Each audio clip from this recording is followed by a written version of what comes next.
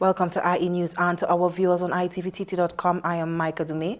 Thanks for joining us. In the headlines, the Prime Minister reflects on heritage and sacrifice as the nation marks Indian Arrival Day. Maxi taxi operators begin 3-day action. Commuters brace for disruptions. 3 men killed in early morning triple murder at St. Madeleine home. In our top story, Prime Minister Kamala Persad-Bissessar reflected on her family's journey and the sacrifices of East Indian indentured immigrants as Trinidad and Tobago marked the 181st anniversary of Indian Arrival Day. Here's more. Speaking during celebrations at the Heritage Ground in Clark Road, Penal, the Prime Minister paid tribute to her great-grandmother, Somaya C. Persad, who arrived in Trinidad from Chennai, India, as a teenager in the early 1880s. She said the hardships endured by indentured laborers helped to lay the foundation for future generations and made it possible for descendants like herself to rise to positions of national leadership. She also called for unity among all citizens, reminding the audience that while their ancestors arrived on different ships from different parts of the world, they now share common destiny as one people in Trinidad and Tobago. The celebration featured a cultural procession from the Heritage Dam to the Heritage Ground, followed by a family day of activities highlighting the nation's Indian heritage, traditions and contributions. A curry duck competition also formed part of the festivities, with members of parliament and community teams showcasing their culinary skills. Among the participants was Nicholas Morris, who said his team added a coastal flavor to the event by including Miaru's signature roast fish alongside its curry duck entry. The Indian Arrival Day celebrations concluded with cultural displays, food, music and community activities honoring the resilience, heritage and lasting contributions of East Indian descendants to Trinidad and Tobago. I remember my great-grandmother. Her name was Somalia C. Persad.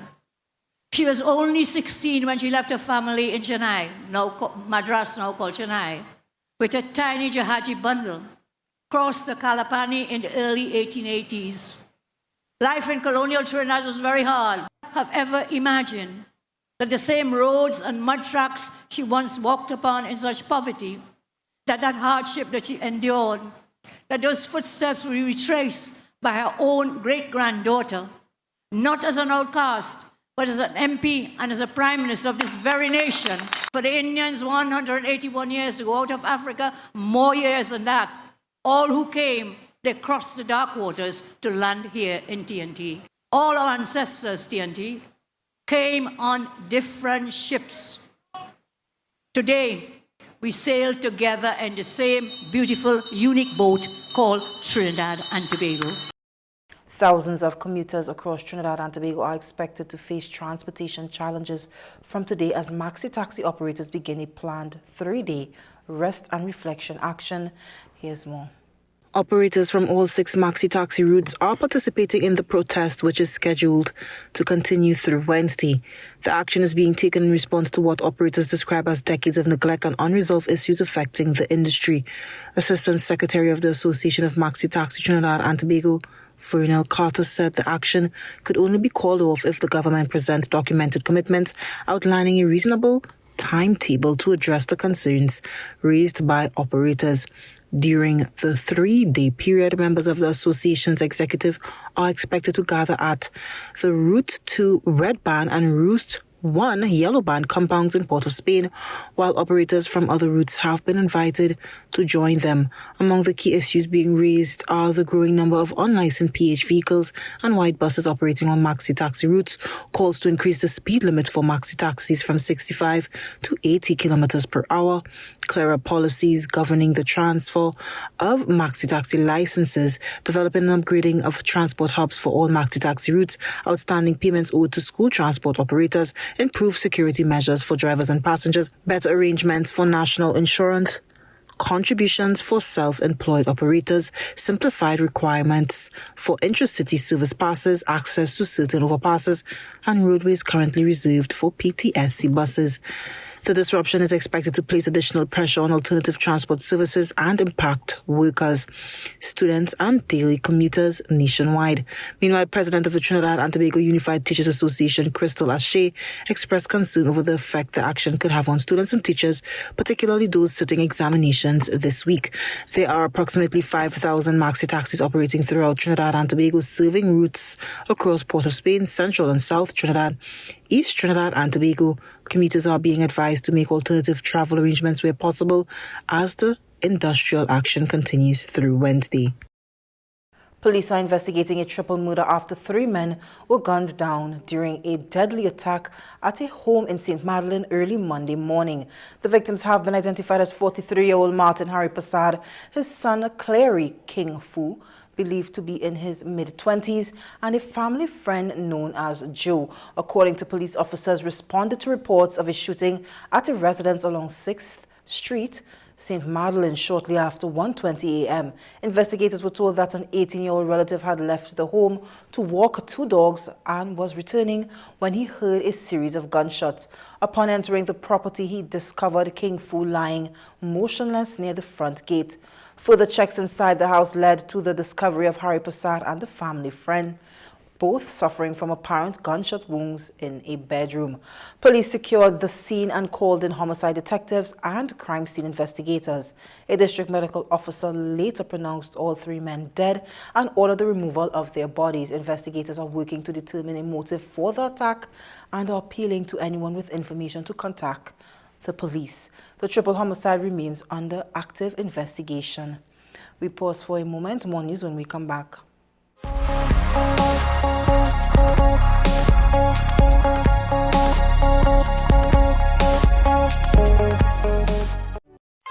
Perfection doesn't happen by chance. Like an artist, the cook selects the main ingredient, one that is worthy of a proud cultural tradition.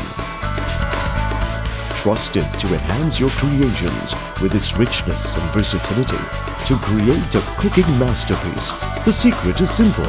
The brand we know, the brand we trust, the brand our ancestors have been using for generations. There is only one pure cow brand ghee. Look for the marks of authenticity. Tile Expressions Limited, as one of the largest importers of tiles, offers an extensive range of high-quality tiles in ceramic, porcelain, granite, stone, and mosaic options. Additionally, we offer a variety of tile accessories and bathroom sets to complement any decor style. We are committed to providing exceptional customer service and swift delivery of all products. From indoor and outdoor tiles to bathroom sets and tile accessories, we have curated a range that caters to both traditional and modern taste. Lampus 13, Ajudha Road, Munro Road, Canopio. Call 223-8453.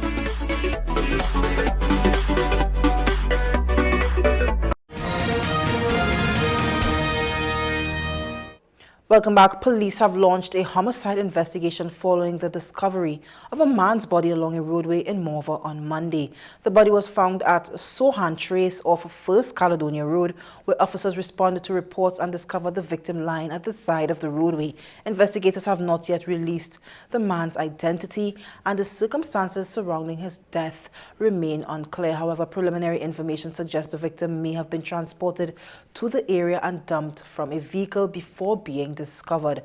Homicide detectives are continuing inquiries and are expected to review evidence from the scene while canvassing the area for witness and surveillance footage that may assist in the investigation. Police are working to determine both the identity of the deceased and the circumstances that led to the killing. The Trinidad and Tobago Police Service has launched an investigation into a social media post purportedly made by a police officer claiming he received personal threats linked to a matter currently before the courts. In a statement, Suzette Martin said the TTPS is treating the matter with urgency following allegations that an envelope containing what appeared to be 3 rounds of ammunition was discovered. DCP Martin stated that any reports of threats, intimidation, or attempts to interfere with the administration of justice are regarded with the highest level of seriousness by the police service. She stressed that threats directed at police officers are considered attacks on the rule of law and the broader justice system. The TTPS said it is taking all necessary measures to safeguard the officer involved while ensuring the integrity of ongoing judicial proceedings is maintained. Authorities have not yet released further details as investigations continue, but DCP Martin assured the public that the matter is receiving priority attention. This is an envelope I found in front of my door.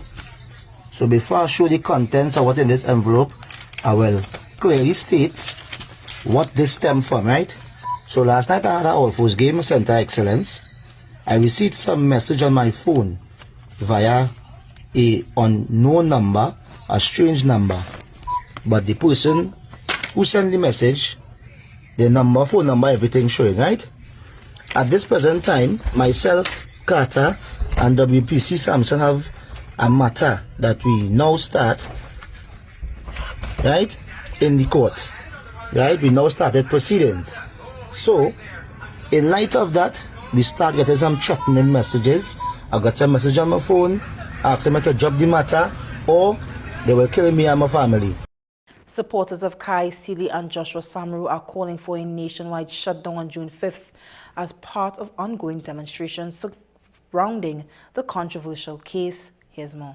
Activist Alyssa Phillip, who has been at the forefront of several protests in recent weeks, said the movement remains committed to its cause despite restrictions on public demonstrations under the current state of emergency. Phillip was arrested last Wednesday during a protest near the office of the Director of Public Prosecutions in Port of Spain and is scheduled to appear before a magistrate. Speaking to a news source, she said supporters have not been silenced and described the recent silent protests in St. James as symbolic of what she believes is the silence of many citizens on the issue. The movement is encouraging members of the public to stay home from work and other activists on June 5th and to share their participation on social media as a form of protest. Phillip argued that the matter extends beyond Seeley's case and raises broader questions about fairness, accountability, and public confidence in national institutions, including the justice system. She also responded to comments made by Prime Minister Kamala Persad-Bissessar, saying that while she respects the Prime Minister, she believes greater compassion should be shown towards Seeley's situation.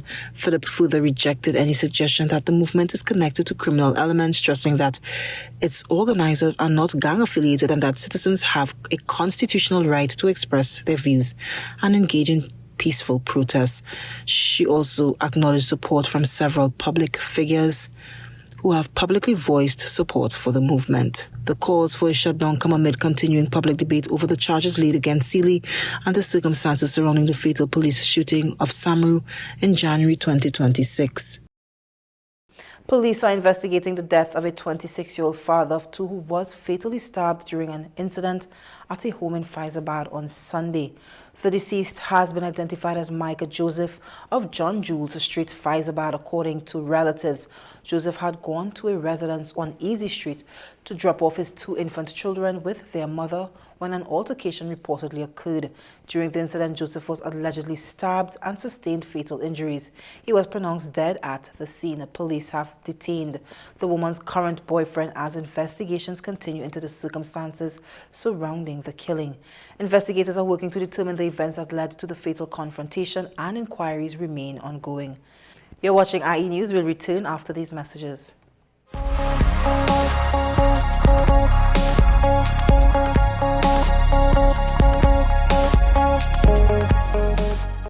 Attention all bakers, doubles vendors and roti makers. Try our high quality bromate free, all purpose and whole wheat flour. Low price and conveniently packaged in 2 pounds, 2 kg, 10 kg and 25 kg bags. For wholesale and retail prices, contact Shiklisho Limited at 665-3336 or 480-8715 or visit us at Warrenville, Canoopia. Shiklisho Limited, quality you can trust. Are you renewing your motor, homeowner or business insurances shortly? Then call Kalyani Limited, agency for Tatil, for a competitive quote. With 2 locations, Todd Street, El Socorro and 5 Rivers, Aruca. Please call us at 221-5051 or 227-5051. Kalyani Limited, agency for Tatil, building relationships exceeding expectations.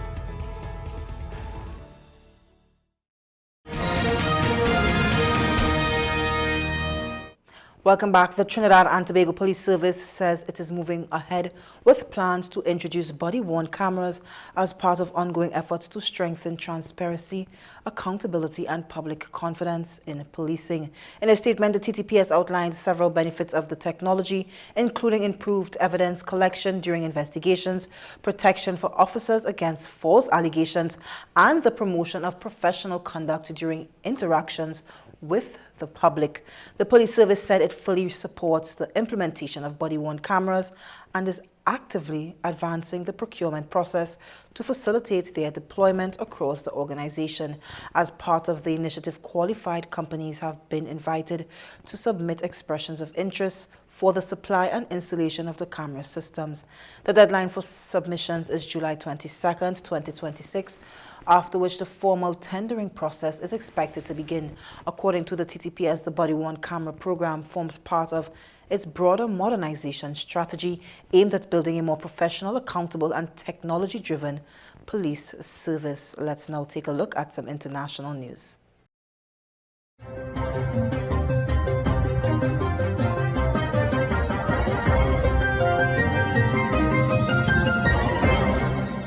More than 48 hours after President Trump said he'd make his final determination on a deal with Iran, tonight, still no deal. But the president insisting the two sides are getting close. We're close to a very good deal, and if we can make it good, otherwise we just start up with the Department of War. Trump is demanding Iran reopen the Strait of Hormuz, guarantee it won't develop a nuclear weapon, and hand over its highly enriched uranium.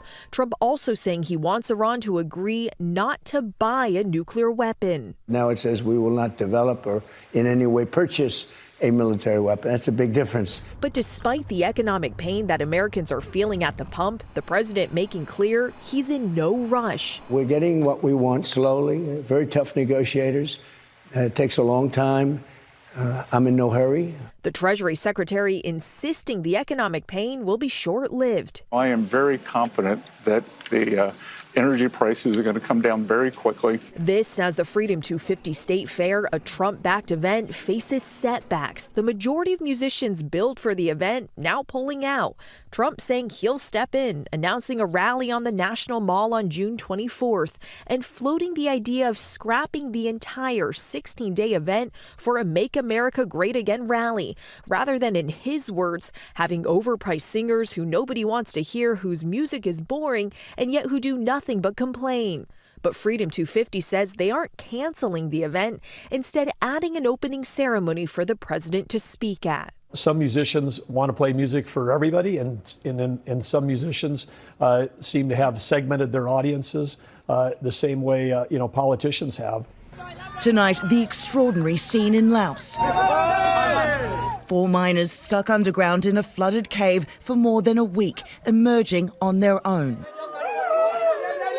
Cries of joy as they embrace rescuers and collapse onto the ground. I was literally about to head into the cave myself when all of a sudden we heard all these cheers and spun around, and 4 very muddy miners just suddenly emerged out of the cave on their own. I spoke with Josh Richards, one of the rescue divers. He had been moments away from entering the cave. They're very tired, they're very dehydrated, they're malnourished. Rescuers bringing a 5th man to safety hours earlier, teaching him to use scuba gear, helping him navigate through those narrow, jagged crevices, crawling on his hands and knees. It is genuinely a miracle that Nico managed to pull out the first guy last night.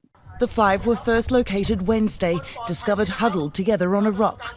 Torrential rains in recent days had flooded the caves, rescuers using pumps to remove that murky water. We were determined that we were going to have these pumps moved around in order to remove as much water as possible. And apparently these guys have decided they didn't want to stay in the cave any longer. Those men perhaps sensing a make or break moment as water levels fall, seeing an opportunity to get out and taking it. These guys have literally just crawled themselves out 300 metres through a horrendously tight cave. They've obviously shown an amazing spirit in order to pull themselves out. And tonight, officially 2 men remain missing.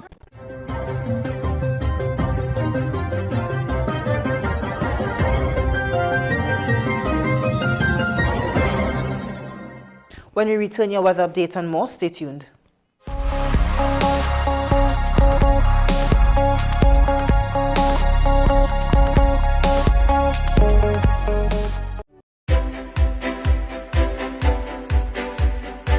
Introducing Introducing Signature Marine Coatings. We bring you premium marine solutions powered by PPG coatings, including anti-fouling protection, high-grade epoxy systems, fiberglass materials, and complete marine refinishing supplies. Protect, enhance, and maximize the performance of your vessel with products you can trust. Get the finish your vessel deserves. We are located at Tardy Marine Limited in Chagaramas. Call us today at 2900-654 or email at signaturepaints@hotmail.com. Let's do India and Nepal, a soulful journey across timeless destinations. Delhi, Kathmandu, Varanasi, Ayodhya, Haridwar, Rishikesh, Agra, and Jaipur. August 12th to 28th. Presented by Pandit Omarat. Call 681-3476 to book now. Not just a trip, it's a spiritual and cultural experience.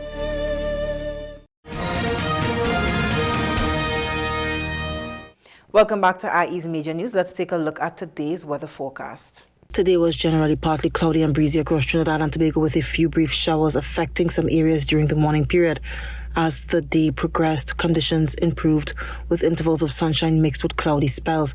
Temperatures reached near 31 degrees in Trinidad, while overnight lows are expected around 24. Winds remained moderate to fresh at times, especially along coastal areas. The sea conditions were moderate, occasionally choppy offshore, with waves ranging between 2.0 and 2.5 meters in open waters and near 1.0 to 1.5 meters in sheltered coastal locations. Tonight, generally fair to partly cloudy conditions are expected, with the low chance of a brief isolated shower. Winds will remain moderate from the east at around 15 to 20 knots, creating occasionally breezy conditions in exposed areas.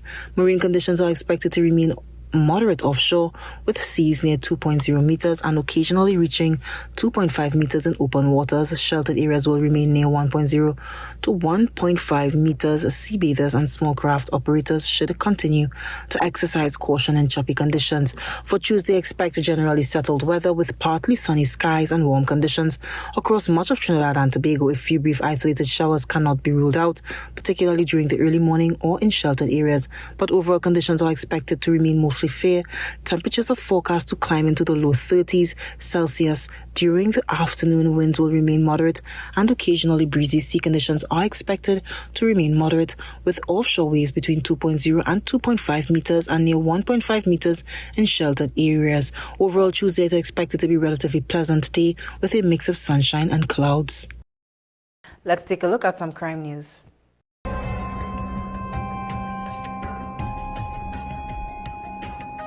The Trinidad and Tobago Police Service continues its sustained efforts to combat criminal activity and enhance public safety through targeted anti-crime operations across the Southern Division. On Friday, 29th May, officers attached to the Southern Division Task Force, supported by the K9 unit, conducted a coordinated anti-crime exercise between 3 p.m. and 8 p.m. The operation focused on areas within Princestown, San Fernando, La Romana, and Marabella. The exercise was coordinated by senior officers of the Southern Division and targeted known crime hotspots, drug blocks, frequently stolen vehicles, traffic offences, business establishments, and other public spaces. During the operation, officers conducted numerous vehicle stops and searches, which led to the arrest of 3 individuals: a 43-year-old Princestown man who was charged with possession of cannabis after officers allegedly found 102 grams of cannabis in his possession; a 21-year-old Laramie man who was charged with possession of cannabis after officers found 68 grams of cannabis in his possession; a 28-year-old Moruga man who was arrested in connection with inquiries under the current state of emergency regulations. Additionally, while conducting searches in the Princestown district, officers discovered and seized 226 grams of cannabis found in an open area along Rajak Street. 3 premises were also searched under the state of emergency regulations as officers continued efforts to disrupt criminal activity and gather intelligence. The Trinidad and Tobago Police Service remains committed to proactive policing initiatives aimed at reducing crime, removing illegal drugs from communities, and ensuring the safety and security of all citizens. Officers of the Trinidad and Tobago Police Service conducted a successful roving street check exercise within the Port of Spain Division between 10 p.m. on Thursday and 4 p.m. on Friday as part of ongoing efforts to improve road safety and deter impaired driving. The exercise, conducted under Operation Steady Guard, was sanctioned by Senior Superintendent Thumb, Superintendent Baird, and ASP cadet. The operation was coordinated by AG Inspector Edwards Ali. The operation yielded positive results with 33 persons administered breathalyzer tests and 5 motorists found to be above the prescribed legal limit of 35 micrograms of alcohol per 100 milliliters of breath. These individuals are expected to be dealt with in accordance with the law. Additionally, officers stopped and searched 21 vehicles and conducted searches of 33 occupants.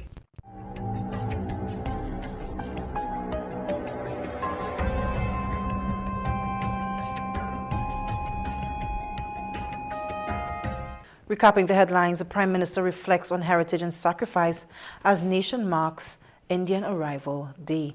Maxi taxi operators begin 3-day action. Commuters brace for disruptions. 3 men killed in early morning triple murder at St. Madeleine home. Well, this is where we leave you for now. On behalf of the entire news team, I am Micah Dume. Thank you for joining us.